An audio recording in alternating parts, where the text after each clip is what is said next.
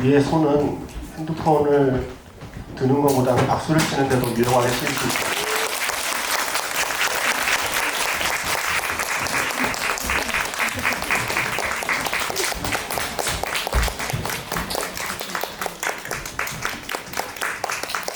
앉으시면 되는데.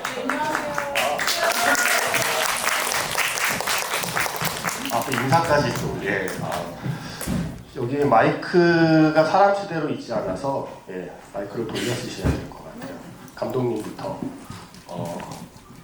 그 미션 임파서블이 개봉한 오늘, 미션 임파서블이 아닌 이 영화를 선택해주신 관객분들이 앉아 계십니다. 그래서 한 분씩 오늘 관객분들께 인사를 부탁드리겠습니다.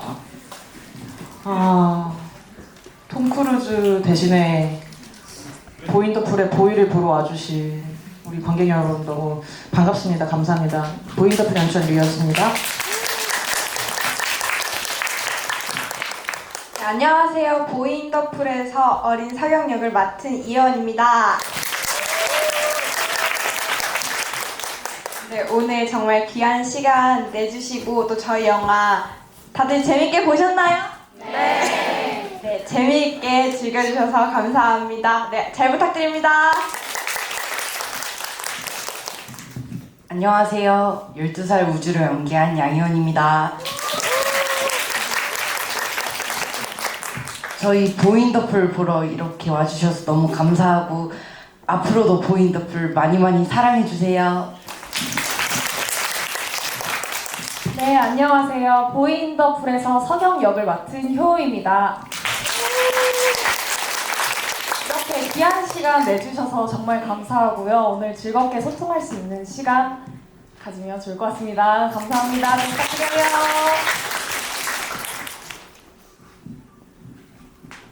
네, 안녕하세요. 보인더풀에서 우주 역할을 맡고 연기한 이민재라고 합니다.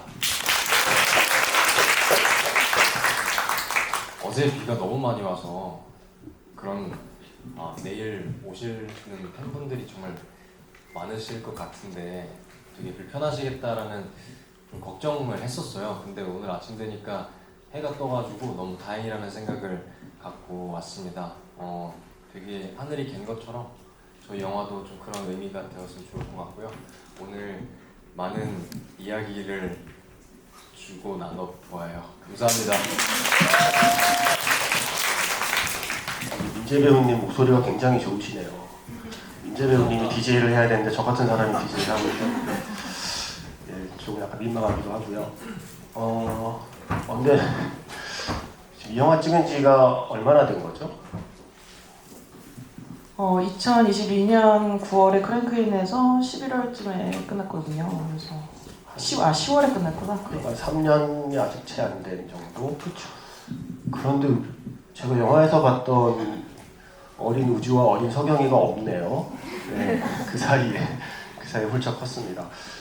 자, 일단 뭐 감독님 지구에 있다마다 맨날 같은 얘기 하기 좀 지루하시겠지만 일단 이 영화의 시작을 모두 궁금해하실 것 같아요. 그러니까 이 영화의 이야기의 씨앗이 언제 어떻게 감독님 마음속에 심어져서 지금의 작품으로 자라났는지가 좀 궁금하거든요. 그 최초의 씨앗은 무엇인지 좀 궁금합니다. 오늘이 저희 마지막 지부입니다. 그래서 그렇기도 하고 제가 사실 김세훈 작가님 되게 팬이거든요. 그래서 사실은 조금 떨려요. 그 진짜 약간 떨려가지고 멋들어지게 얘기를 하는 것보다 그냥 떨리니까 더 솔직하게 얘기하자라는 마음으로 얘기를 해볼까 합니다. 말씀하신 것처럼 계기는 이제 여러 번 질문을 들어왔었는데 진짜 최종 계기를 말씀을 드려보자면 진짜 솔직한 마음으로 말씀을 드리자면 장편을 찍어야 된다는 마음으로 착수한 이야기예요. 기본적으로 왜냐면 제가 써놓은 단편이 있었는데 이제 내가 장편을 찍어야 되는데 그 단편들 몇 개 중에서 어떤 거를 디벨롭 시킬까 했을 때 이 이야기가 간택되었습니다. 그렇게 일단 시작한 게 사실은 가장 솔직한 마음이긴 해요. 네. 인터뷰에서 보니까 이미지 위주의 성장담을 찍고 싶었다고 말씀하셨어요. 맞아요. 그러니까 보통 성장담이라고 하면 이야기 위주의 성장담을 우리는 많이 보게 되는데 이미지 위주의 성장담이라는 생각을 어떻게 하게 되신 건지 좀 궁금해요.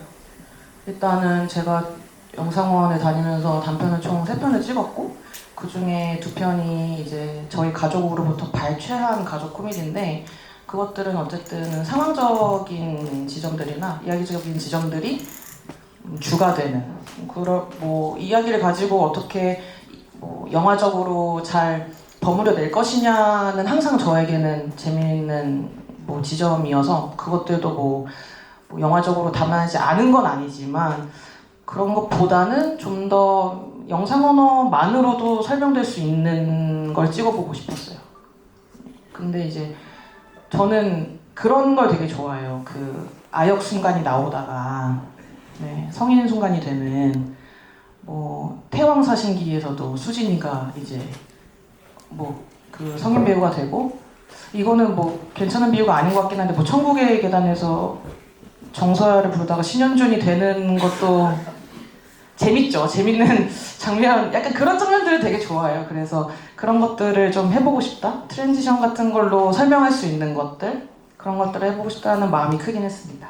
그러면 수영을 주요한 소재로 삼겠다는 생각이 먼저고 그 다음에 물갈퀴를 생각하신 건가요? 아니면 물갈퀴를 먼저 생각하시고 그렇다면 수영에 어울리겠다를 생각하신 건가요? 전자입니다. 수영을 가지고 성장담을 해야지. 수영장에서 일어나는 거기서 이제 성장담을 길게 얘기하려면 사이즈감을 좀 키워야 되는데 그러면 어떤 기믹이 필요하긴 하겠다 해가지고 쥐어 짜낸 것이 물갈퀴입니다. 수영 잘하세요, 감독님? 근데 놀랍게도 저한테 20대 초반에 그런 성실함이 있었다는 게 저도 놀라운데 그 단편을 쓰려고 그러니까 이 영화의 어떤 그 짧은 버전이었던 그 단편을 쓰려고 수영 1대1 강습을 배우러 다녔어요. 그래서 저변까지 할 줄 알긴 합니다. 이 영화를 위해서 그럼 수영을 배우신 거예요? 그렇게 된 셈이죠. 네, 배우도 아닌데. 그니까요. 네, 예원 배우님도 이 영화를 위해서 수영을 배우신 건가요? 저는 사실 어릴 때 수영을 한번 배웠었고 저도 감독님처럼 접영까지 했었는데 아무래도 너무 어렸던 터라 이 영화를 찍을 당시에는 기억이 잘 나지 않아서 이 영화를 위해 열심히 수영 강습을 들었습니다. 그럼 캐스팅된 다음에 이제 추가로 다시 강습을 받아서 영화 속에 나오는 것처럼 연기하신 거네요? 네, 맞습니다. 일단 감독님은 그렇게 마음속에 오랫동안 이 이야기를 품고 시나리오를 썼잖아요. 근데 결국 감독이 활자의 형태로 만든 시나리오를 사람 움직이는 이미지로 만들어주는 건 배우들이잖아요. 그래서 결국에는 어떤 배우를 내가 캐스팅을 해서 이 이야기를 만들어낼 것인가가 중요한데 이 얘기를 감독님한테 물어보기보다는 배우분들한테 여쭤보고 싶어요. 그 우선 투원이라고 해도 될 것 같아요. 예원, 희원. 네, 그래서 투원 배우님께 먼저 질문을 드리면 감독님이 뭐라 그러면서 캐스팅을 하던가요? 뭐라 그러면서 이 역할에는 너다라는 그런 말씀을 하셨는지가 궁금해요. 배우의 입을 통해서 듣고 싶습니다. 진짜 솔직하게 감독님이 예쁘다고 해주셨습니다. 이제 미팅을 보는데 처음에 제가 머리를 풀고 갔는데 혹시 머리 한번 묶어볼 수 있어? 라고 하셔서 이제 머리를 묶었더니 어머 머리 묶은 것도 예쁘다 하시면서 그렇게 저를 이제 홀리셨던 그런 기억이 있습니다. 네, 지구에서 자주 듣기 힘든 단어예요. 홀리다. 네, 감독이 배우를 홀리다라는 표현을 굉장히 저도 오랜만에 들어보네요. 자, 그리고 희연 배우님은 뭐라고 꼬시던가요? 저는 그냥 평범하게 오디션을 봤는데 제가 보인 더 불이고 너무 찍고 싶어서 감독님한테 꼭 뽑아주세요라는 말을 했거든요. 근데 감독님이 저희도 희원 배우랑 너무 같이 작품 하고 싶어요 라고 하셔가지고 솔직하게 제가 집에 가면서 아빠랑 오디션을 갔는데 아빠 나 이거 된 거 같아 라고 했는데 감독님 들으셔가지고 되게 많이 웃으셨대요. 제가 덧붙이자면 희원이가 그걸 기억을 못하는 것 같은데 일단 오디션 중에 제가 울컥했고요. 그러니까 제가 희원이는 어떻게 그렇게 연기 잘해요? 제가 이랬는데 희원이가 그냥 비법이 있어요? 라고 했는데 모르겠어요. 그때 그거에 왜 제가 그렇게 울컥했는지 모르는데 비법은 없어요. 이러는 거예요. 근데 마치 비법을 물어본 제가 우문을 한 것처럼 되면서 희한한 감동이 생기더라고요. 제가 울컥하면서 희원이가 진짜 하면 좋겠어요 하고서는 제가 있는데 저희 이제 같이 오디션을 본 조 감독님이 화장실 갔다 들었는데 방금 희원이가 지나가면서 아빠 나 됐어! 막 이러면서 갔다는 거예요. 그래서 내가 너무 티냈구나 라고 생각을 했죠. 연기의 비법은 모르겠는데 캐스팅의 비법은 알고 있는 것 같네요. 네. 그래서 캐스팅이 됐고, 자 이제 효우 배우님은 특히 배우로 사실은 그 전에 대중을 만난 적이 없어서 이 영화에서 배우로 캐스팅 될 때 좀 특별한 좀 결심도 필요했을 것 같고 특별하게 홀렸을 것 같거든요, 감독님이. 그래서 배우님은 어떻게 홀렸는지가 좀 궁금한데요.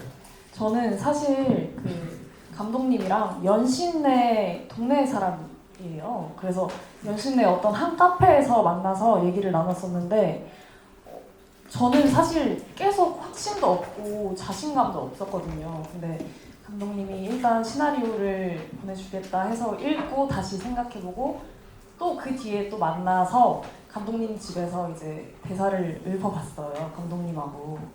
근데 잘하는데 계속 이렇게 용기를 실어주시는 거예요. 감독님 맞죠? 그래서 제가 홀렸나 봐요, 감독님한테. 저도 말려서 이제 용기를 크게 얻고 그래 해보자. 저도 그렇게 결심했던 것 같아요. 네, 효 배우는 걱정이 많았어요. 뭐 진짜 정말 어쨌든. 네, 근데 어쨌든 인스타 라이브에서 기회가 생기면 해보고 싶다라고도 했었고, 그리고 연기를 해볼 수도 있겠다는 생각을 해봤다고도 얘기를 했어요. 근데 그건 저한테 되게 청신호였고, 엄청 걱정되고 긴장된다고 얘기한 사람에 비해서 리딩할 때 그렇게 막 어색하지 않더라고요. 감독님이 효우 배우님 보고 유혁비 닮았다고 얘기하신 적이 있는 거죠? 맞아요. 네, 어제 진짜 닮으셨는데요. 네. 아, 네. 자, 그리고 민재 배우님은 네, 뭐라고 홀리던가요? 저는 대본을 봤을 때 되게 너무 재밌게 봐가지고 하고 싶다라는 생각이 강했었어요. 그래서 감독님을 만나 뵙고 연기를 앞에서 하고 또 열심히 할 수 있다, 하고 싶다라는 저의 의견을 강하게 비춰드렸죠. 근데 감독님께서 그걸 좋게 봐주셨는지 감사하게 자꾸 제가 이렇게 첨언을 하게 되네요. 배우들 얘기 더 듣고 싶으실 텐데. 아무튼 민재 배우 같은 경우에는 일단은 시나리오를 재밌게 읽었다고 얘기를 해줬었고, 그러고 나서 만났는데 좀 제가 느끼기엔 이민재 배우 좀 예스맨이었던 것 같아요. 네.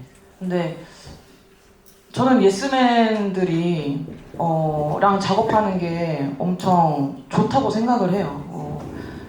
이것도 해볼 수 있고 저것도 시켜볼 수 있고 뭐 그런 지점이 있어서 그때 그리고 저희 처음 만났을 때 리딩을 했나요? 기억이 안 나네? 리딩 했나? 안 했나요? 안 했던 것 같아요. 제 기억에. 했나? 했나요? 했어도 엄청 짧게 했던 것 같아요. 엄청 짧게 했었고, 그러고 나서 어쨌든 민재 배우가 너무 예스맨이어서, 그래서 저 애티튜드를 가지고 내가 좀 어떻게 좀 해봐야겠다. 예스맨이라는 건 시키면 다 하겠다는 자세를 갖고 있었다는 거죠. 네, 약간 그런 감독 느낌? 입장에서는 최고잖아요. 완전 최고죠. 네, 마음대로 부려먹을 수 있고. 맞아요. 그리고 민재 배우 그래서 실제로 현장에 가서도, 근데 그럴 수도 있잖아요. 뭐 현장 직전에 이제 리딩할 때 예스 했다가 현장 가서 거절할 수도 있잖아요. 노 할 수도 있는 건데, 현장에서도 제가 어떤 얘기를 했을 때 한번 해볼게요 이런 스타일이었어요. 그래서 민재 배우의 그 마인드는 배우로서는 진짜 최고지 않나? 라고 생각하긴 해요. 네. 제가 민재 배우님 인터뷰 보니까 평소에 대만 청춘 영화나 일본 청춘 영화 좋아하신다고 이야기가 있었어요. 구체적으로 어떤 작품인지가 나와 있지 않아서 역시 대만 청춘 영화와 일본 청춘 영화를 지금 수십 년째 덕질하고 있는 저로서는 구체적으로 어떤 작품을 좋아하는지가 궁금해졌어요. 그래서 어떤 작품들을 좋아했는데 보이너플 시나리오에서 어떤 영화의 기운을 좀 내가 느꼈다라는 얘기가 좀 궁금했거든요. 구체적으로 조금 더 좋아하는 작품 얘기를 해주실 수 있나요? 제가 한참 그런 로맨스물이 이라고 해야 될까요? 그런 영화에 빠져 있었을 때가 있었는데 그때 제목이 나를 가장 사랑했던 소녀? 뭐 이런 그 시절 우리가 맞아요. 그 시절 우리가 좋아했던 그리고 거기에 나왔던 배우님들이 나왔던 영화를 좀 많이 찾아봤었어요. 특히 성함이 기억이 안 나는데 여성 배우님 있잖아요. 어느 영화에서 머리 이렇게 미시고 밀고 나왔던 미국 나온 적이 있어요. 민지배우가 영화 기술을 소녀정리. 주동무 말씀하시는 맞아요. 제가 봤는데요? 주동호 배우님은 안녕 나의 소울메이트하고 먼 훗날 우리. 네, 맞아요. 어느 날 우리의 주동호 배우. 너무 재밌게 봤었고 일본 저는 그 영화 소설책들을 조금은 읽고 또 영화를 찾아보는 편이었는데 그때 마침 대본이 딱 우연찮게 기회가 와서 봤는데 제가 생각한 그림이 막 떠오르는 거예요. 영화를 봐왔었으니까 되게 나도 표현을 잘 해낼 수 있겠다 좀 자신감을 갖고 감독님께 좀 어필을 했었죠. 그래서 시키는 대로 다 했다는 이야기를 감독님 해주셨고 그 민지 배우가 그 시키는 대로 해서 했을 때 제가 노라고 하면은 노예요 할 수도 있잖아요. 노군요. 그럼 뭘 할까요? 그러면 이거 예스. 약간 이런 느낌이었어요. 정말로.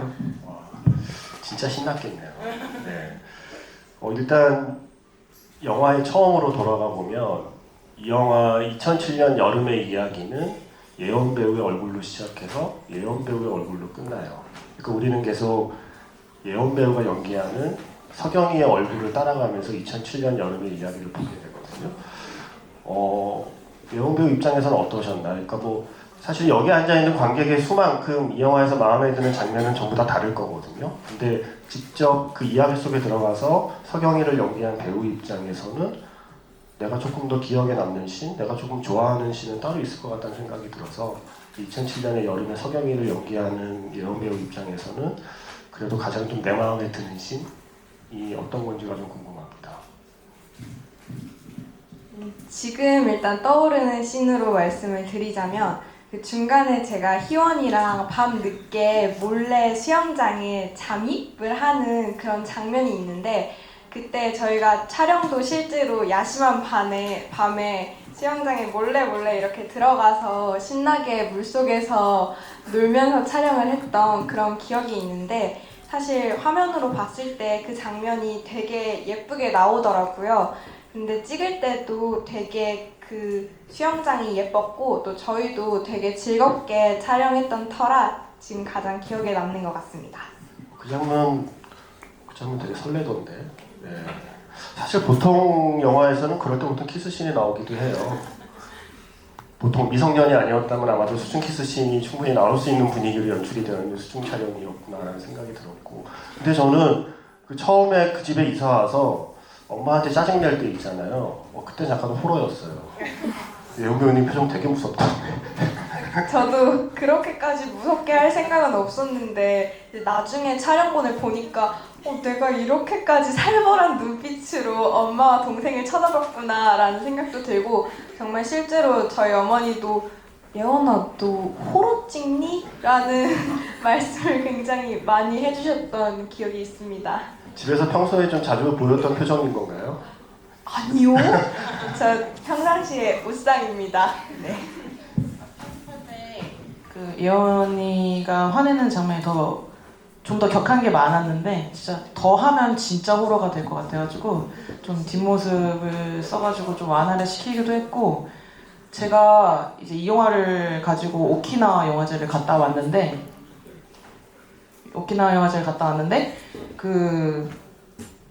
그때 홍콩에서 수학하시는 배우님들을 좀 뵀었거든요. 근데 그분들이 저랑 따로 밥을 먹을 때 한국의 여자아이들은 원래 좀 그렇게 약간 좀 신경질적이고 좀 핫템퍼냐고 물어보기도 했었어요. 근데 그냥 그런 여자아이를 좀 보여주고 싶었다라고 얘기를 하니까 납득을 하시더라고요. 그러니까 어쨌든 이 서경이라는 캐릭터 자체가 좀 기존에 보였던 소녀 이미지보다는 좀 더 핫템퍼인 경향이 있긴 하죠. 그걸 잘 표현을 해줬고.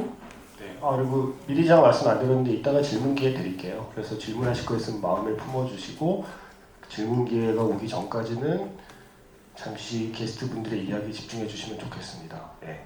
그리고 우리 희영 배우님은 아이스크림이 녹는 줄도 모르고 하염없이 쳐다보게 되는 마성의 남자로 등장하고 계세요.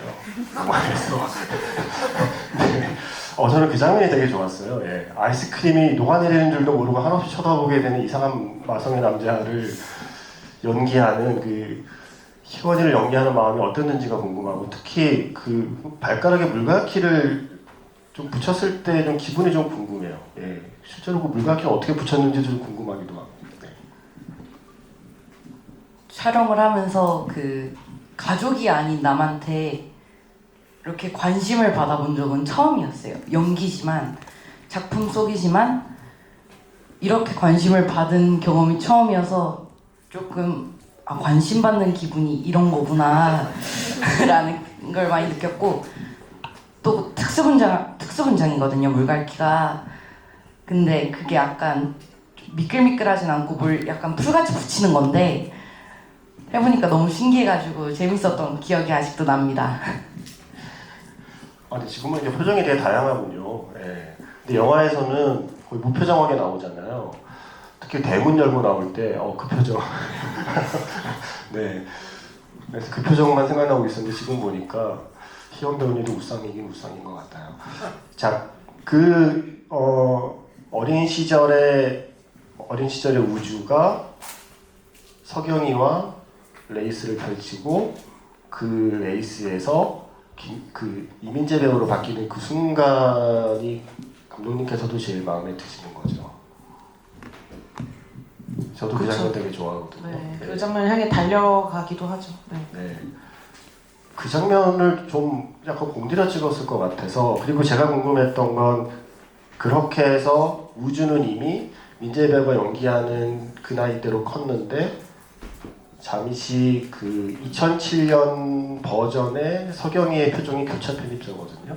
그러니까 시간을 살짝 섞어서 그 장면을 편집을 했던 이유도 좀 궁금하고, 그 장면 자체에 좀 연출을 어떻게 좀 신경 쓰셨는지가 좀 궁금했습니다. 일단은 그 소년에서 이제 소년 우주가 이제 청소년 우주로 바뀌는 그 순간이 이제 저도 고대하는 장면이기도 하고, 그 장면을 찍을 수 있다는 원동력으로 이 영화를 찍기도 했던 것 같아요. 그러니까 제가 장편을 디벨롭을 할 때 여러 가지 아이템 중에서 이제는 좀 하나에 확실히 착수해야 되는 지점에서 뭘 먼저 착수해야 할까 했을 때, 보인더풀을 찍는 생산을 했을 때 훨씬 더 가슴이 많이 뛰었어요. 그래서 그 장면이 이제 희원이에서 이민재 배우가 되는 그 장면에서 내가 가슴이 뛰는 만큼 관객들도 가슴을 뛰게 만들어야 되는데, 이게 어떻게 해야지 설득력이 있을까 했을 때, 저는 처음에는 그냥 소년에서 성인이 되는 것만 생각을 했었는데, 정확하게 화자가 바라보는 모습이 나와야지 이게 좀 더 설득력이 있겠다라는 생각이 들었고, 그런 지점에서 근데 예원이가 또 그 바라보는 컷 자체가 그 원래 있었던 콘티보다 더 드라마틱하게 좀 잘 찍힌 부분이 있어요. 뭐 카메라가 좀 더 가까이 간다든지, 그러면서 좀 더 극대화가 됐던 것 같아요. 그리고 우주가 이제 그 희원이가 수영을 하는 거가 이제 좀 유려하게 표현이 돼야 되는데, 저희가 옆에서 트래킹해서 찍은 것도 있지만 정면에서 물속에서 찍은 것도 있거든요. 근데 철감님이랑 저랑 왜 그랬는지는 모르겠는데, 철감님이 실제로 수중 촬영 다 하셨거든요. 근데 그냥 뒷걸음질 치면, 그래도 희원이가 지금보다 한 10cm 작았으니까 그 성인이 뒷걸음 치는 속도랑 그 자유형하는 속도랑 맞겠지라고 생각을 했는데, 사실 절대 아니죠. 지금 생각해봐도 아닌 건데, 수학적으로. 근데 그래서 저희가 도저히 팔로우가 안 되는 거예요. 근데 저희가 수영 슈퍼바이저님이 계셨고, 민재 배우랑 계속 같이 그 자문을 나눴던 수영 슈퍼바이저님께서 인간 모터를 해주셨어요. 그래서 철감님을 그 뭐라고 하죠? 수영장에 있는 부표라고 하나요? 거기에다가 철감님을 얹어서 그거를 구명조끼 같은 그 끈에다가 묶어가지고 이제 자유형으로 속도를 내주신. 그럼 그 수영 슈퍼바이저가 앞서서 수영을 하고 그쵸. 카메라맨을 달고 수영을 그쵸. 하면 카메라맨은 그 거기에 앞에 있는. 매달려서 네, 맞아요. 아, 그래서 저희가 그때 영화의 신이 한 번 강림했었고 영화의 신이 수영 슈퍼바이저님의 현신으로 저희에게 오셨다라고 얘기를 하면서 그렇게 얘기하고 나가죠. 그렇게 해서 이제 2007년 여름의 이야기가 2013년 여름으로 이제 바통을 넘기게 되거든요. 효 배우님하고 이민재 배우님은 사실 그 예원 배우님과 희연 배우님이 출연하는 분량의 현장에 가지는 않으셨을 거잖아요. 아마도 이제 영화를 보고서야 아마 확인을 하게 되었을 텐데 2013년에 여름 장면을 나는 열심히 연기를 했단 말이에요. 그리고 딱 이제 영화를 봤는데 그 전에 했던 이 두 배우의 연기를 보고 어떤 좀 느낌을 받으셨는지 그게 좀 궁금해요. 네. 그리고 그러니까 처음에는 약간 어떤 마음으로 기다렸는지 이 배우들의 연기를 확인하기 전에는 어떤 마음이었는지 그리고 실제 이 영화를 보면서 실제로 연기를 확인했을 때는 또 어떤 마음이었는지가 좀 궁금합니다. 사실 예원이와 희원이의 촬영 현장을 제가 못 봤기 때문에 정말 아무것도 모른단 말이에요. 저의 상상력으로만 어떻게 예측을 할 수 있었는데 너무너무 아름답고 예쁜 거예요. 진짜 너무 예쁜 거예요. 그래서 너무 부담스러웠어요. 이제 딱 중간에 시간이 흐르면서 제 얼굴이 막 나오잖아요. 근데 그때 내가 역변했다고 사람들이 느끼면 어떡하지? 라는 생각이 너무 드는 거예요. 어떠셨어요? 감사합니다. 감사합니다. 그래서 그 영화를 사실 보는 내내 너무 긴장됐어요.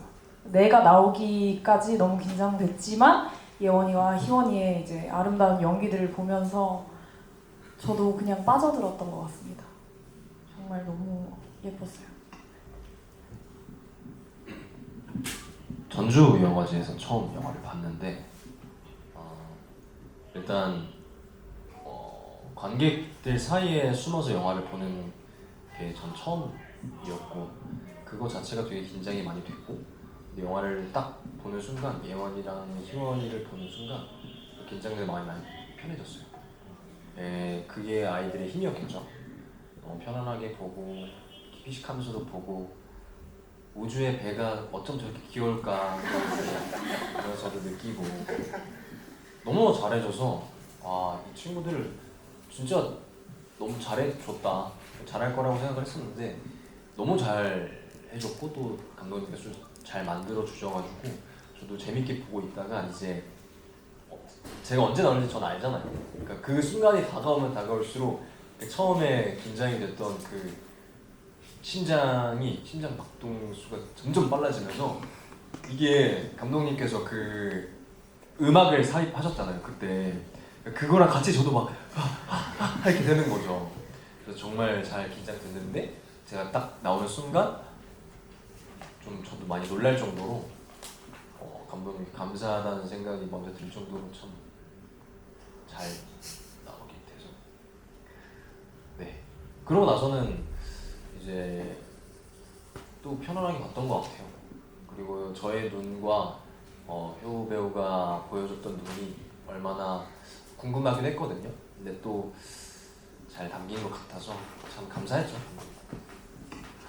그래도 이민재 배우님은 계속 뭐 운동을 하긴 하셨지만 어쨌든 수영이기 때문에 어쨌든 성마신 노출을 해야 되는 것으로 영화에 등장해야 되잖아요. 그러니까 저 같은 경우에는 양쪽 어깨가 서로 사이가 되게 좋아요. 그래서 얘네가 점점 가까워지려고 하거든요. 그래서 나이 먹을수록 점점 더 어깨가 좁아지고 있는데 민재 배우님의 어깨들은 사이가 나쁘더라고요. 그래서 이렇게 멀찍이 서로 이렇게 떨어져서 그 모습으로 등장하고 계시는데 아무래도 이게 연기로 표현해야 되는 것도 있지만 몸으로 표현해야 되는 영역이 충분히 있는 작품이잖아요. 그래서 이 영화에서 수영을 하는 우주를 연기하기 위해서 혹시 좀 어떤 식의 준비를 하셨는지가 좀 궁금해요. 원래 좀 뭐 물 좋아하고 수영 좋아하신다는 얘기 들었거든요. 네 수영 물을 워낙 무서워하지를 않았어가지고 영화에 참여한다는 소식을 듣자마자 바로 수영 선수처럼 보여야 된다라는 이야기를 감독님이랑 좀 많이 나눴었어서 저도 그거에 동의를 했고 바로 레슨을 받았고요. 짧은 시간이었어서 뭔가 진짜 전문적으로 속성으로 배운 거죠. 속성으로 일단 자유형 자세만 빨리 잡고 속도보다는 되게 자세를 신경을 써서 연습을 많이 했고요. 그리고 몸에 저는 근데 정말 짧은 수영복을 처음 봤거든요. 우리가 보통 손바닥만 하다고 표현하는 그 수영복 말씀하시는 거죠? 네. 좀 부끄럽긴 하더라고요. 근데 또 막상 저 말고도 다른 실제 최고 수영 선수분들과 같이 했는데 그분들은 너무나도 익숙하게 하니까 나도 여기서 질 수 없다. 더 여유 있게 더 익숙한 모습을 보여드려야겠다 해서 좀 그렇게 했었고 슈퍼바이저님께서 현장에서 정말 많은 도움을 주셨어요. 네, 이게 속도보다는 확실히 자세를 신경을 많이 써야 되는 거다 보니까 좀 많은 도움을 받았죠. 민재 배우도 그렇고 모든 배우들이 저희 연출부 통해 가지고 이제 검사 받듯이 이제 영상을 이렇게 어떻게 나아지고 있는지를 보내줬었는데 어쩌다 보니까 이렇게 희원이 같은 경우에는 좀 수영을 애초에 잘 했었고 근데 나머지 분들은 이제 다시 또 배우는 입장이었던 것 같은데 다 몸을 잘 써서 그런지 저는 어떻게 해야 더 자세가 좋은지까지는 자세히 모르는데 그냥 일반인의 눈으로 봤을 때 그냥 자세가 깔끔하고 이쁘다로 느껴지는 거는 빨리 됐던 것 같아요. 그리고 민재 배우는 힘도 좋으니까 속도가 나는 것처럼 보이더라고요. 그래서 진짜 짧은 시간이었지만은 제가 엄청 걱정을 많이 했는데 그 걱정을 엄청 빨리 덜어줬고 근데 대신에 이제 우리가 어려웠던 건 이제 다이빙이었는데 다이빙을 하려면 그만큼의 수심이 되는 곳에서 해야 되는데 그게 어려워가지고 민재 배우가 다이빙 직전에 넘어가는 것만 계속 연습을 하면서 보내줬었는데 너무 고마웠죠. 네. 물을 진짜 많이 먹었어요.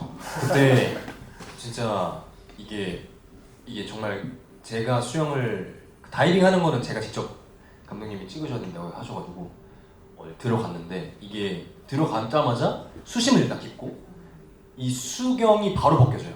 그러니까 제가 잘 못하니까 이게 익숙하지 않다 보니까 수경이 바로 날아가는데 제가 바로 떠오를 수가 없는 상황이었어요. 이게 왜냐면 제가 들어가고 그 중간에서 진짜 선수께서 이렇게 하시는 모습을 해서 촬영을 했었어야 되는데 민재가 딱 10초만 안에 있어보자 이런 식으로 하셨던 것 같아요.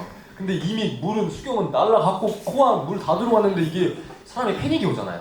근데 진짜 참다가 콜록콜록 되면서 다이빙 때로 다시 돌아왔는데 제가 콜록콜록 되는 소리를 조 감독님인가 들으셨나봐요. 바로 걱정되셨는지 이제 괜찮아요 이랬던 기억이 지금 나네요. 이게 봐봐요. 전 몰랐어요. 얼마나 예스맨이었으면. 시키는 대로 다 하니까. 전 지금 알았습니다. 예. 죄송해요. 다이빙 같은 경우에는, 그러니까 저희가 그래서 진짜 실제로 울산에 있는 경기장에서 찍고 부산 최고에서 찍었거든요. 어쨌든 전문적인 경기나 경기를 준비하는 곳들이니까 수심이 엄청 깊어요. 엄청 깊어서 저도 이제 들어가 봤는데 그냥 발이 닿지 않는 것만으로도 되게 무섭거든요. 그런데 민재 배우는 예스맨 역시나. 마지막 아쿠아리움의 스쿠버를 직접 하신 건가요? 제가 실제로 스킨스쿠버 자격증이 있어서 네. 하려고 자격증이 있다고 저기 얘기를 들어서 직접 하신 건가라는 생각. 하려고 했으나 네. 그거는 노라하셨나요? 그건 노하지 않으면 상어도 있기 때문에. 진짜요? 그렇구나. 근데 사실은 저희가 그거 찍을 때 우리 상어 지나가는 것만 좀 피했으면 좋겠다 했는데 상어가 출연하긴 합니다. 그거 기억하시는 분들이 계실지 모르겠는데. 네. 상어도 관심 받고 싶었나 보네요. 효우 배우님은 어떠세요? 어쨌든 근데 민재 배우님은 원래 운동을 잘 하는데 영화 속에서 어쨌든 내 몸을 쓰는 연기를 하는 게 조금 더 편안하게 연기를 할 수 있는 요소일 수 있다고 생각이 들어요. 근데 효우 배우님은 오히려 이 영화에서는 몸을 거의 안 쓰는 정적인 연기를 해야 되는 거잖아요. 그게 좀 어렵진 않았을까? 좀 답답하진 않았을까? 아니면 나만의 리듬을 찾는 게 좀 처음에 어렵지 않았을까라는 생각이 좀 들었거든요. 네, 제가 평소에 몸을 너무 많이 쓰다 보니까 오히려 그런 정적인 연기가 저한테 정말 부담이 됐었고, 그리고 익숙치도 않았고 계속 근질거렸어요. 막 이렇게 막 춤추고 싶어가지고. 하지만 도전을 했죠. 일단은 석영이라는 캐릭터 자체가 활동적이지도 않고 되게 눈빛으로 모든 걸 다 말하는 캐릭터다 보니까 저도 많이 이렇게 참고, 여기 참다 보니까 이제 촬영 마지막쯤에는 되게 석영이한테 많이 동화가 돼서 익숙해졌던 것 같아요. 저는 그 움직이는 것만보다 어려운 게 정지하는 거라고 생각하거든요. 근데 되게 정지를 잘해줬다고 생각을 했어요. 그래서 역시나 몸을 잘 쓴다고 생각을 했죠. 네. 감사합니다.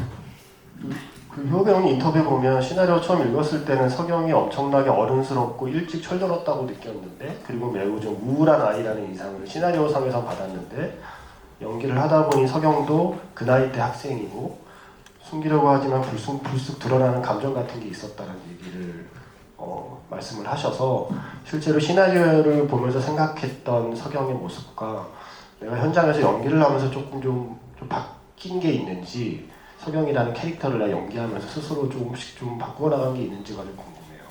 네, 일단 저 처음에 시나리오 읽었을 때 석영이는 정말 마냥 너무 철이 든 그냥 애어른이라고 하죠.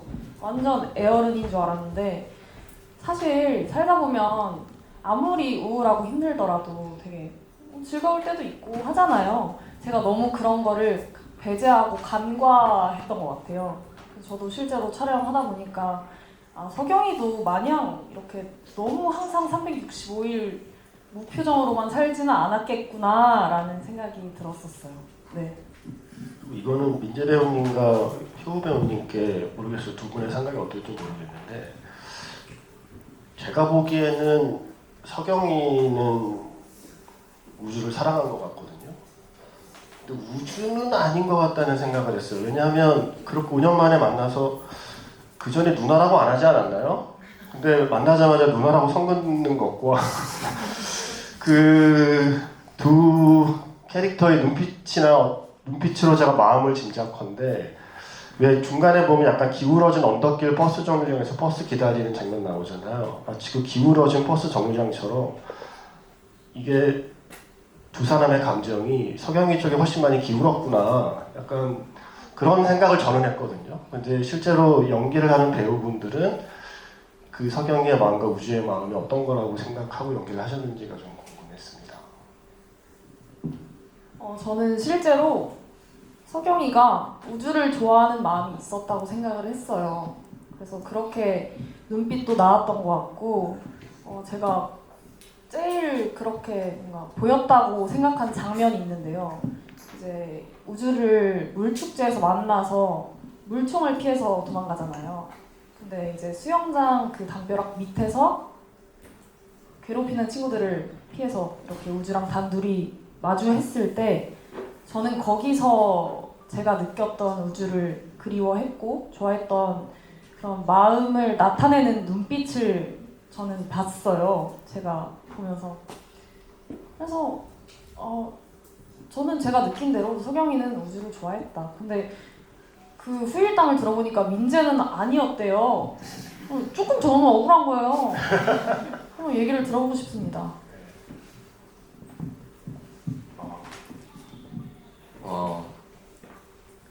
좀 우주의 변명을 듣고 싶네요.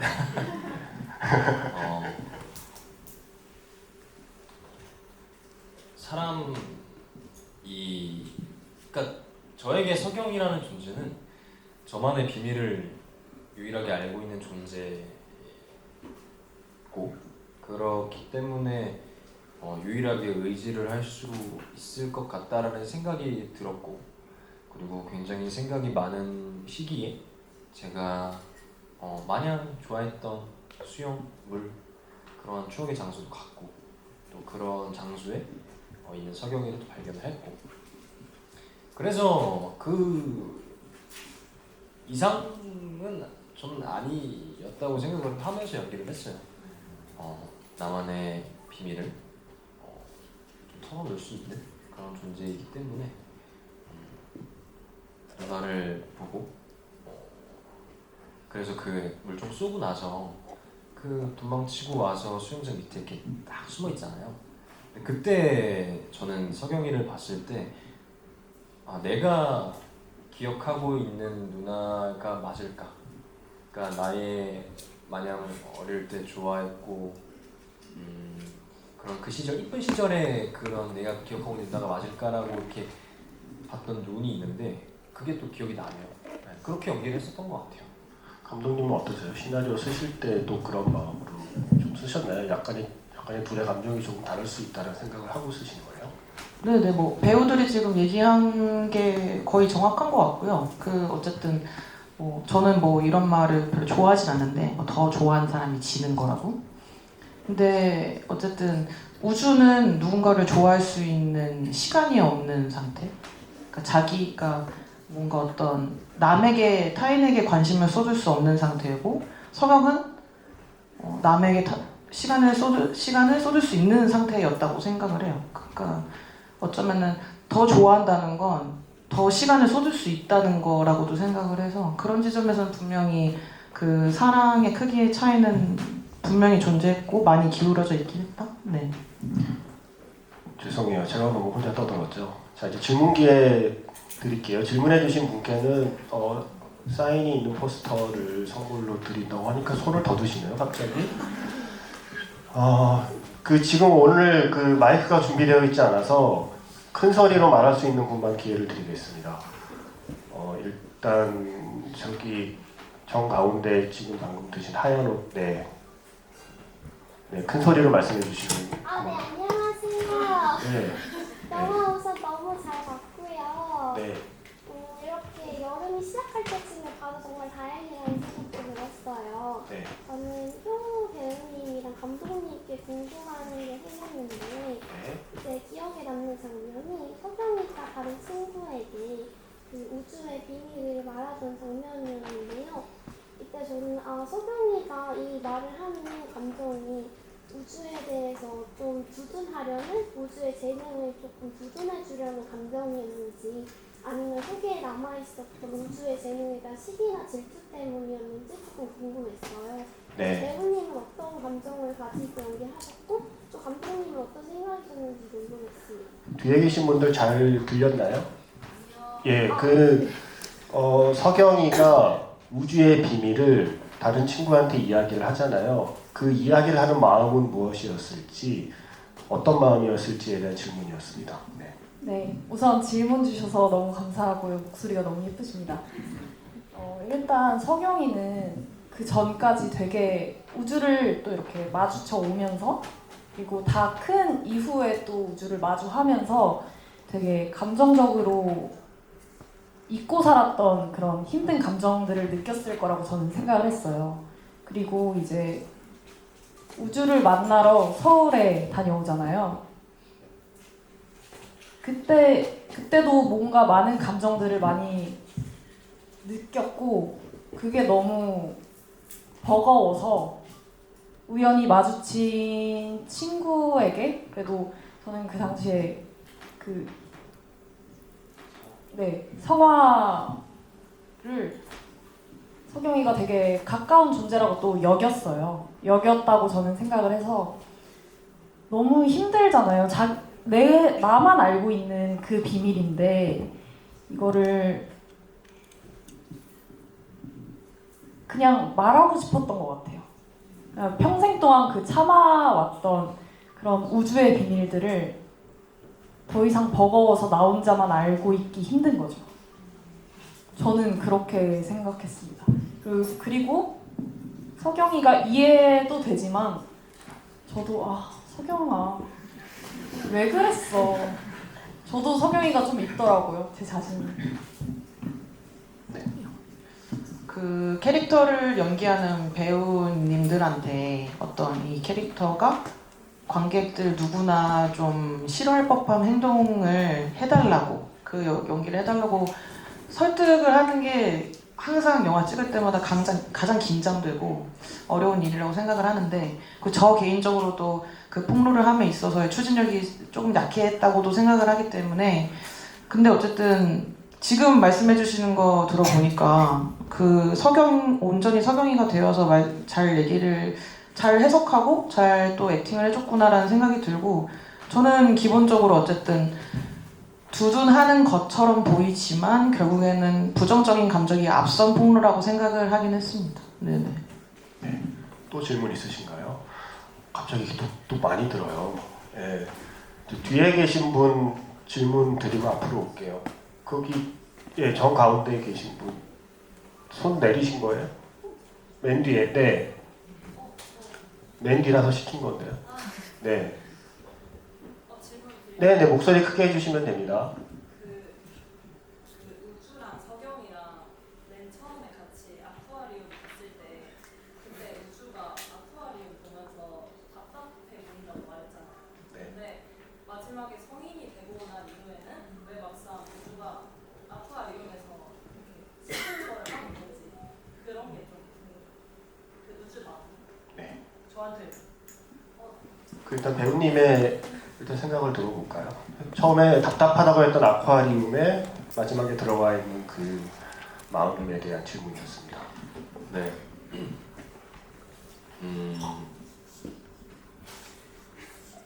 답답했고 생각이 굉장히 많았고, 내가 수영을 다시 할 수 있을까라는 생각이 있었던 건 맞아요. 근데 그러면서 제가 스스로 저의 재능이었던, 어떻게 보면 저주와도 같았던 물갈퀴를 스스로 자르고 다이빙 때 올라서잖아요. 그러고 나서 서경이가 막 달려오고 저는 그냥 그 시합이 끝난 그 시합장을 돌아서서 나가는데 한번 뒤돌아보잖아요. 근데 그때 표정이 되게 애매모호할 거거든요. 근데 저는 개인적으로 나 이제 괜찮아, 나 홀로 설 수 있어 라는 마음을 갖고 연기를 표현했던 걸로 기억을 하고, 그래서 성인이 됐을 때도 내가 그때 당시에는 정말 어떻게 보면 싫어했을 것 같았던 물, 그리고 장소, 이런 것들에 있어서 어떻게 보면 홀로 잘 서 있구나라는 모습을 이건 정말 제 개인적인 생각인데, 영화를 보면서 들었던 생각인데, 어떻게 보면 그런 장소에 서경이가 나타날 수 있지 않을까? 좀 어떻게 보면 조금은 나 이렇게 잘 물이랑 너무 거리 안 두고 잘 있어라는 모습을 보여주고 싶지 않았을까라는 좀 개인적인 생각은 하고 있었어요. 네, 네, 그렇게 잘 이겨냈다. 그런 건강한 우주의 모습을 연기한 것 같습니다. 민재 배우가 뭐 얘기해준 것처럼 그 캐릭터를 연기한 배우 스스로가 납득될 수 있는, 그러니까 스스로도 납득을 해야지 사실은 그 액팅을 할 수 있는 거니까 그런 지점이 있어서 잘 표현할 수 있게끔 생각을 하고 해준 것 같고, 저 개인적으로는 그러니까 민재 배우도 전 이렇게 해석을 한 거라고 생각을 하고, 어쨌든 저는 이 세계관을 만들고 캐릭터를 만들긴 했지만 그 캐릭터가 배우들에게 가는 순간부터는 그 배우들의 세상 속에서 또 캐릭터가 살아간다고 생각을 해서 절대 틀리지 않았고, 또 저 해석을 통해서 제가 또 이 영화를 배우게 되기도 하는데, 굳이 제가 한 의도에 대해서 말씀을 드리자면, 그 어쨌든 마지막 아쿠아리움 혹은 시간이 지난 후 가을이 됐을 때 그 마지막 몇 분은 오롯이 서경의 시점에서 이루어지는, 그러니까 서경이 좀 강력한 화자가 돼서 서경의 시점에서 이루어지는 일들의 그 나열이라고 보시면 될 것 같아요. 그래서 저는 현실과 환상 그 사이 그쯤이라고 생각하고 그 장면들을 다 쓰고 연출했고, 제가 왓챠피디아 그 평점을 잘 보지만 며칠 동안 못 봤는데 제 지인이 말을 해줬거든요. 어떤 분이 평점을 남겼대요. 그래서 영화 재밌게 봤다. 근데 왜 그 아쿠아리스트가 어디 가고 어떻게 갑자기 우주가 나타난 거임? 이렇게 돼 있는 평이 있다고 하더라고요. 그래서 비약이 심했나? 뭐 이런 생각을 하긴 했었는데 그 아쿠아리움 장면 자체에서 그래서 궁금증이 다들 좀 많을 수 있겠다는 생각을 그때 저도 그 평점을 듣고 생각을 했고 네 오늘 이렇게 말씀드릴 수 있게 돼서 다행이었던 것 같습니다. 저는 그게 물갈퀴라는 게 어쩌면 축복이자 저주이잖아요. 그러니까 나에게 축복일 수 있지만 저주일 수도 있는 그걸 끊어내므로써 어쩌면 자유로워졌다고 생각하고 예전에는 물속에서 물에 일단 들어가면 빨리 그 물에서 나오는 게 수영선수의 숙명이잖아요. 물에서 빨리 나온다는 건 기록이 그만큼 단축이 된다는 거니까. 근데 비로소 마지막에 가서야 자기가 처음에 물을 좋아했던 그 마음 그대로 그 물속에 있는 자기 자신을 즐길 수 있게 된 게 아닌가 라는 생각을 전 하면서 봤습니다. 시간이 없어서 마지막 한 명만 질문을 드려야 한답니다. 네. 이럴 때는 제가 부담이 크기 때문에 우리 감독님께서 마지막 질문자를 골라주시겠습니다. 네. 그리고 감독님이 고르지 않은 다른 분들은 감독님을 원망하시면 됩니다. 네. 자. 사실 저도 계속 신경 쓰셨던 분이 있는데 근데 좀 뭔가 마지막을 좀 장식할 수 있는 질문을 기대하며 좀 이렇게 부담이 되려나? 저 맨 끝에 있는 남자분 지금 네. 옆을 쳐다보신 네 맞습니다. 네. 네. 맞습니다. 네 지금 유일하게 손들고 계신 분이 맞습니다. 네. 좀 전에 나왔던 질문하고 약간 비슷한 거는 사실 그 서경이 폭로하는 장면을 보면 굳이 그러니까 그런 식으로 여주인공이 폭로하는 식으로 했어야 되는 사실 보면서 뭐 저단계라는 생각이 좀 들었거든요. 그리고 그 비밀을 갖고 있기가 좀 버겁다고 했었는데 만약에 배우분들은 자기가 갖고 있는 비밀을 친구한테 얘기했는데 그 가장 중요한 비밀을 친구가 그렇게 만약에 다른 사람들 까발리는 일에 생긴다면 어떻게 반응하실 것 같은지 좀 궁금합니다. 이거 제가 대답해도 되나요? 요즘 배우분들께 이거는 영화 속 장면에 대한 질문이라기보다는 영화 속 상황처럼 만약에 내가 우주라면 나의 비밀을 유일하게 알고 있는 서경이가 나의 비밀을 다른 사람에게 이야기했을 때 어떤 마음일 것인가에 대한 질문인 것 같거든요. 시간이 많지 않아서 네. 짧게 할 수 있는 만큼 알려주시면 고맙겠습니다. 일단 아까 말했다시피 저도 서경이가 이해가 안 갔고요. 정말 만약에 제가 그런 상황에 처했을 때 그 친구하고 사실 다른 분들은 얘기를 하겠다라고 하실 수도 있는데 너무 잘못된 행동이거든요. 제가 믿었던 친구였는데도 불구하고 참지 못하고 말해버렸다. 이게 정말 큰 배신이잖아요. 저는 좀 인간에 대해서 다시 한번 돌아볼 것 같아요. 그리고 다시는 나의 비밀을 절대로 누군가에게 말하지 않겠다. 그게 설령 가족일지라도 라고 마음의 문을 좀 닫아버릴 것 같아요. 저는. 민재 배우님은요? 저도 사실 영화 보면서 좀 많이 속상했어요. 딱 그 장면을 직관적으로 딱 봤을 때 들었던 감정은 욕하시려는 건가요? 그러니까 비속어가 나올 정도로 좀 많이 속상했죠. 근데 뭐 정확히 서경이의 마음을 이해할 수 없었겠지만 뭐 여러 그러니까 요즘에 무대에서 집을 다니면서 효우가 말하는 것들이 뭐 어느 정도는 또 이해도 가고 하지만 우주 입장에서는 좀 많이 속상했습니다. 자 우리 희영 배우님과 예원 배우님의 생각도 들어보고 싶어요. 만약에 내 친구가 그 친구한테만 얘기한 비밀을 다른 친구한테 이야기했다면 근데 그 성화 있잖아요. 저는 성화가 처음 나왔을 때부터 좀 속상했어요. 처음부터 빌런상이었나요? 네, 조금 기별을 될지 몰랐지만 마지막에 뭔가 이렇게 이간질 시키는 듯한 느낌을 받아가지고 속상했어요. 그렇죠? 일단 제가 그런 상황이었다면 아무래도 너무 서운하고 저는 그 사람을 믿었기에 그런 말을 했고 또 그게 몇 년의 시간 동안 잘 지켜졌던 거잖아요. 근데 어느 한순간에 그게 폭로가 되고 그냥 단순히 찌라시처럼 돈 게 아니라 제 인생을 송두리째 바꿀 만큼 큰 영향으로 다가왔으니까 좀 되게 충격이고 저도 약간 마음의 문을 닫았을 것 같은데 오히려 우주의 입장에 조금 더 대입을 해보자면 우주는 사실 물갈퀴가 되게 스트레스고 그게 옅어지면서 이제 기록도 안 나오기 때문에 이제 그 물갈퀴를 되게 조금은 증오하는 마음도 있었을 것 같은데 오히려 서경이 이제 마음 편하게 폭로를 하면서 자신도 더 이상 그 물갈퀴에 얽매지 않고 이제 편안해질 수 있었다는 그런 생각도 조금은 드는 것 같아요. 네, 기영 배우님. 제가 만약 이런 상황을 겪는다면 좀 그 말로 담을 수 없는 충격을 받을 것 같아요. 그래서 주먹을 쓰실 건가요? 그건 아니고요.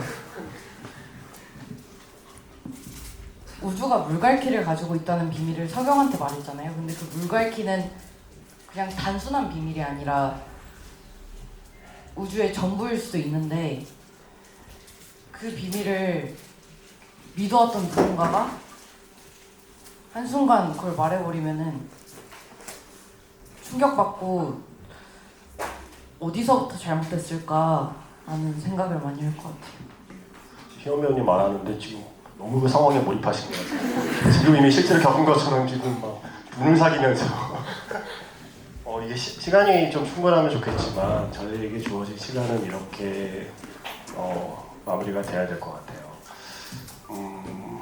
감독님께서 사실 음악 얘기를 못했는데 사실 아르페지오의 어떤 그 음악들을 좋아해서 그 음악들로 영화의 흐름을 만들었다는 얘기를 하셨잖아요. 아르페지오라는 게 저 음악 잘 모릅니다만 뭐 펼침 화음 이런 거잖아요. 그러니까 코드 화음을 한꺼번에 누르는 게 아니라 이렇게 차례로 이렇게 치는 거잖아요. 근데 화음이라는 게 화음의 첫음을 하나 치는 걸로는 아무런 의미가 생기지 않죠. 그 첫음 다음에 어떤 음을 내느냐에 따라서 그 다음 화음이 만들어지잖아요. 저는 이 보이인더풀이 보여주는 이야기가 그런 거라고 생각해요. 우리의 인생에서 과거, 현재, 미래 세 개의 음으로 만약에 하나의 화음을 만들어낸다면 나의 과거 그 한 음만으로는 아무 의미가 없고 다만 그 다음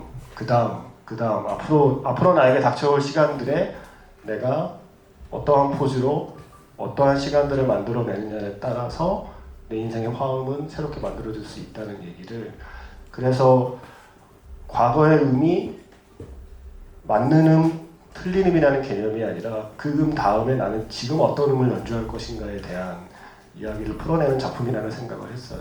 사실은 음악 얘기도 할 수 있는 시간이 있었으면 좋았겠지만 그 시간까지는 충분히 주어지지 않아서 아쉽지만 그래도 많은 얘기를 충분히 나눈 것 같고요.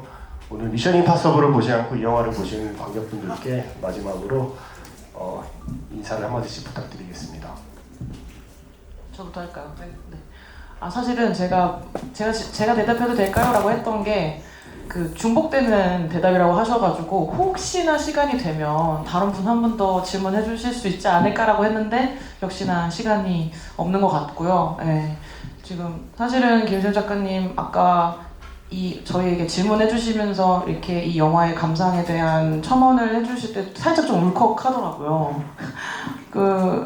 진짜로 이 영화가 그 2007년 여름이 예원이 얼굴에서 예원이 얼굴로 끝났네. 근데 그거는 제가 의도한 게 아니지만 어쨌든 제가 콘티를 짠 거기 때문에 분명히 그런 것들이 정확하게 의도하진 않았지만 그 의도들이 쌓인 거긴 하거든요. 그래서 너무 이 영화를 진짜 정성스럽게 봐주셨다는 게 너무 감사했고 마지막에 아르페지오 선율을 넣어야겠다라는 그 제 음악적인 이 영화의 어떤 선택들을 비유해서 이 영화를 말씀해 주실 때는 진짜로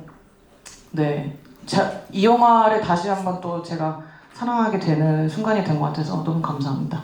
저 말고 관객분들께 인사하나요? 그리고 그렇지만 관객분들이 제일 감사하죠, 진짜로. 근데 사실 저도 미션 임파서블 보러 갈 건데요. 네.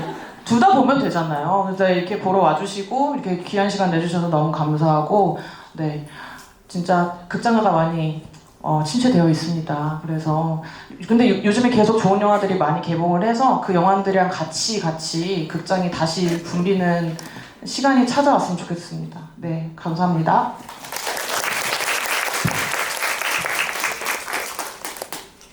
네, 오늘 저희 영화에 이어서 지브리까지 저희 말 모두 경청해 주셔서 너무 감사드리고 저희 영화 되게 풋풋하고 예쁜 영화니까 네, 여름에도 이제 종종 생각을 해주셨으면 좋겠고 이제 여름을 떠올렸을 때 저희 영화가 떠올랐으면 너무 좋을 것 같습니다. 감사합니다.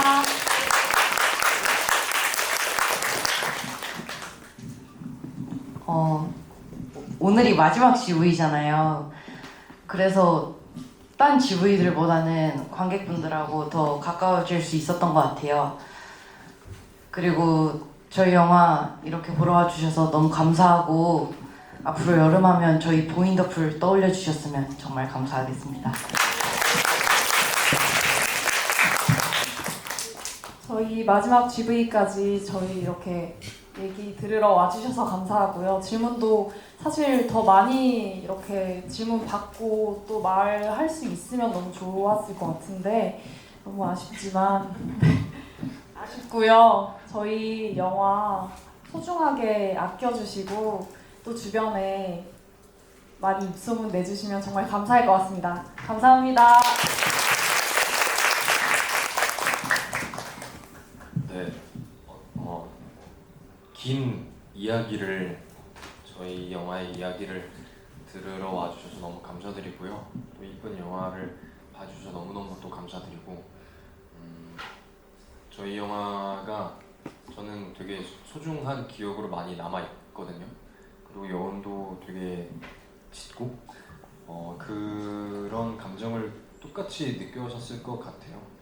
그래서 제가 느꼈던 감정을 많은 분들이 공유하고 있다라는 저는 생각이 있고 또 그런 이쁜 영화를 많은 분들께 소중한 분들께 이렇게 소문 내주시면 자연스럽게 저희 영화는 많은 분들이 보게 될 것 같습니다.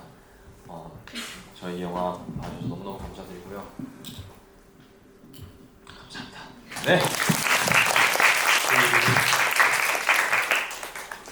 누구나 출발선에 설 수 있지만 사실 아무나 결승선에 도달할 수가 없는 게 인생이라고 생각이 들어요. 근데 누구나와 아무나 사이에 우리가 있는 거니까 결국 중요한 건 얼마나 빨리 결승선에 닿느냐가 아니라 결승선에 가기까지의 레이스를 내가 어떻게 펼치느냐가 결국 인생이라는 생각을 늘 하는데 보인 더 풀을 보면서 그 생각을 했어요. 물갈퀴가 있고 없고가 중요한 게 아니고 얼마나 빨리 내가 레이스를 끝마치는 게 중요한 게 아니고 내가 어떤 마음으로 그 레이스를 즐기며 할 수 있는가에 대한 이야기를 이 영화가 해준 게 아닐까.